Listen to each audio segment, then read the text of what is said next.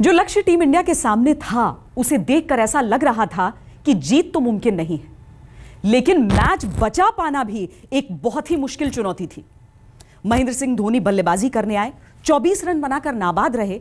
हारी हुई बाजी को ड्रॉ में उन्होंने तब्दील कर दिया।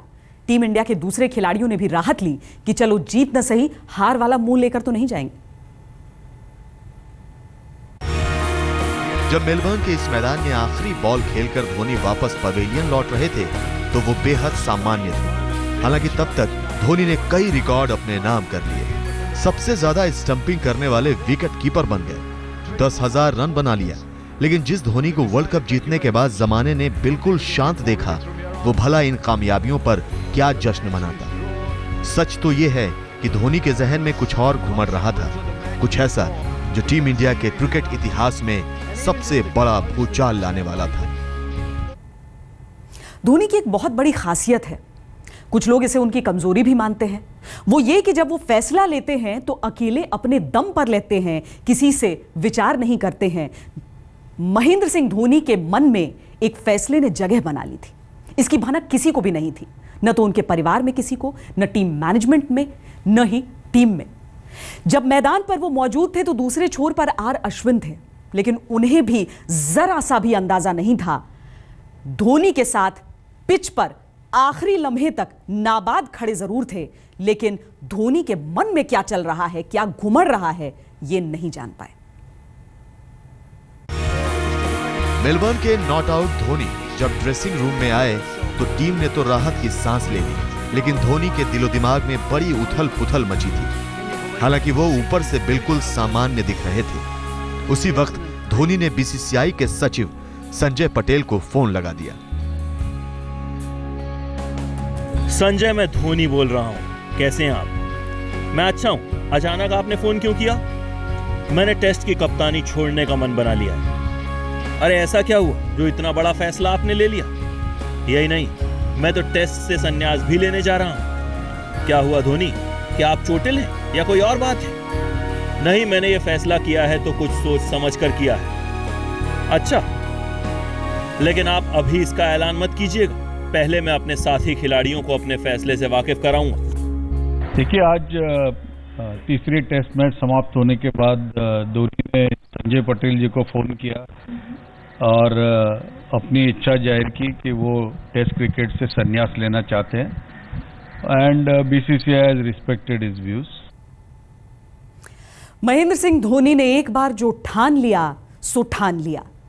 एक दफा उन्होंने कहा था कि जिस दिन मुझे ऐसा लगेगा कि मुझसे बेहतर कप्तानी कोई कर सकता है, जिस दिन मुझे ऐसा लगेगा कि कोई दूसरा खिलाड़ी है जो तैयार हो गया है, उस दिन मैं कप्तानी छोड़ दूंगा। आज उनकी वो बातें जरूर जहन में गूंजती हैं, क्योंकि महेंद्र सिंह धोनी ने जब देखा पहले टेस्ट मैच में किस तरीके से विराट कोहली ने कप्तानी की, तो जाहिर है उनके मन में वो फैसला जन्म लेना शुरू कर चुका था।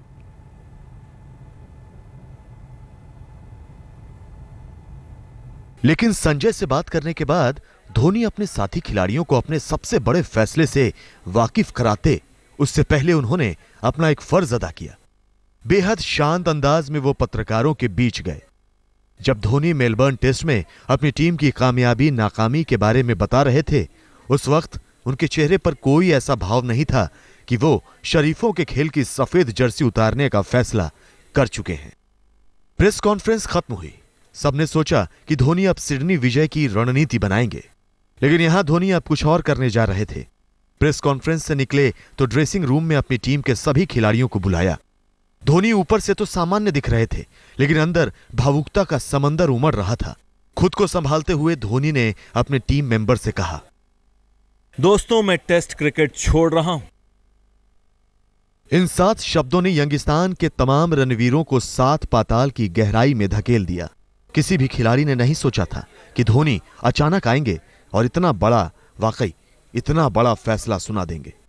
जो जहां खड़ा था वहीं सन्न रह गया, चाहे अगले कप्तान विराट कोहली हो या गब्बर कहे जाने वाले शिखर धवन, या फिर अजिंक्य रहाणे हो या चेतेश्वर पुजारा, या फिर वो राहुल जिसे धोनी ने नंबर 3 पर उतारा था।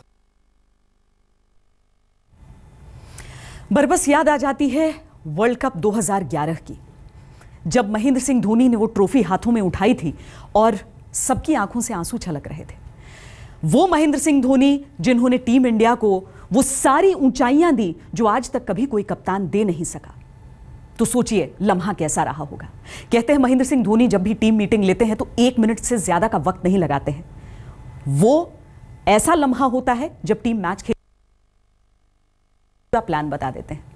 अब यहां पर एक ऐसा मौका था जब मैच खत्म हुआ था, मैच ड्रॉ हुआ था, कप्तान ने अचानक फरमान दिया कि सब आइए मेरी बात सुनिए, मैं आपसे कुछ कहना चाहता हूं।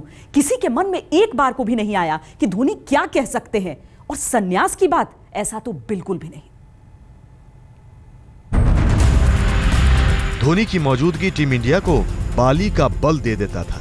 जब वो ताकत खुद ही दूसरा रास्ता लेने लगी तो मानो मझधार में फंसी टेस्ट की नाव डगमगा रही हो। खुद धोनी के लिए यह फैसला आसान नहीं था। चेहरे पर बगैर कोई भाव लाए धोनी ने बड़े बड़े फैसले किए, विवादों को झेला, विरोधी टीम के हमले से जूझते रहे, जीता, लेकिन जीत की खुशी में कुलांचे नहीं भरी। लेकिन टीम को अलविदा कहते हुए धोनी की आंखों ने भी उनका साथ नहीं दिया। वो रो पड़े। फिर तो टीम के लिए भी अपने आंसुओं को संभालना मुश्किल हो गया।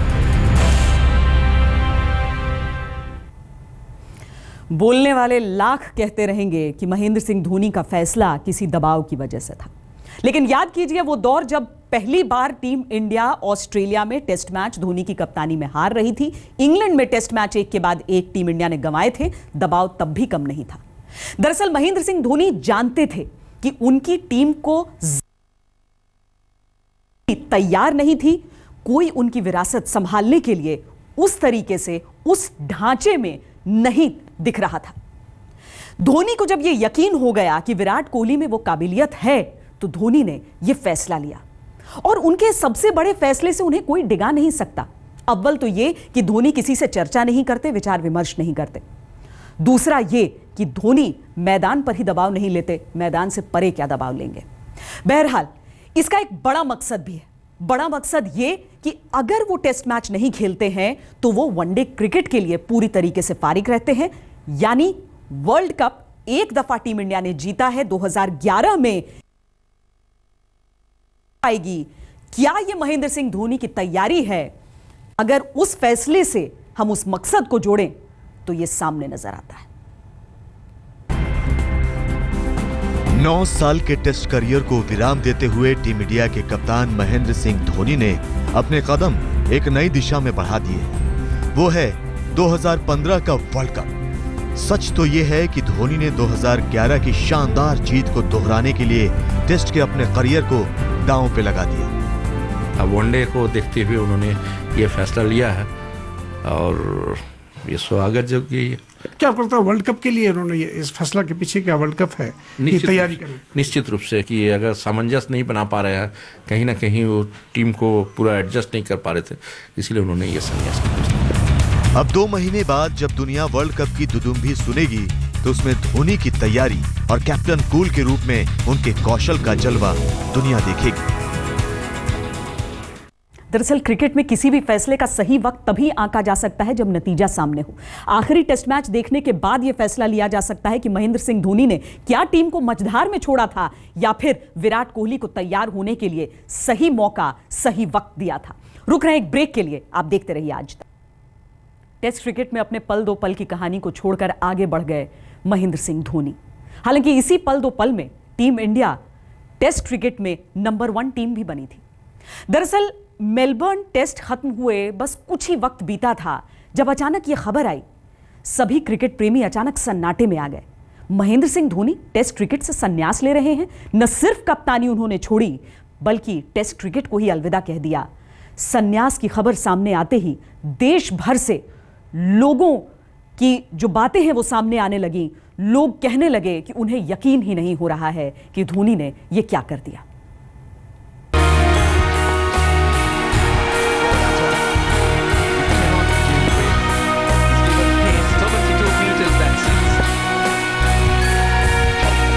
इस शॉट के क्या कहने, ये महेंद्र सिंह धोनी का ट्रेडमार्क हेलीकॉप्टर शॉट है जो आज भी क्रिकेट के विद्वानों के लिए किसी पहेली से कम नहीं। क्रिकेट की शास्त्रीय किताबों में ऐसे किसी शॉट का शायद ही जिक्र मिलता हो, लेकिन धोनी इस मुश्किल भरे शॉट को इतनी सहजता से खेलते हैं कि विरोधी खेमा अवाक रह जाता है। क्रिकेट के पंडित जब भी सर्वकालीन महान बल्लेबाजों की तकनीक की चर्चा करेंगे तो धोनी की बैटिंग स्टाइल का जिक्र करने से खुद को शायद ही रोक पाए। ये वाकई शोध का सवाल है कि मजबूत तकनीक ना होने के बावजूद धोनी इतनी मजबूती से गेंदबाजों का सामना कैसे करते रहे।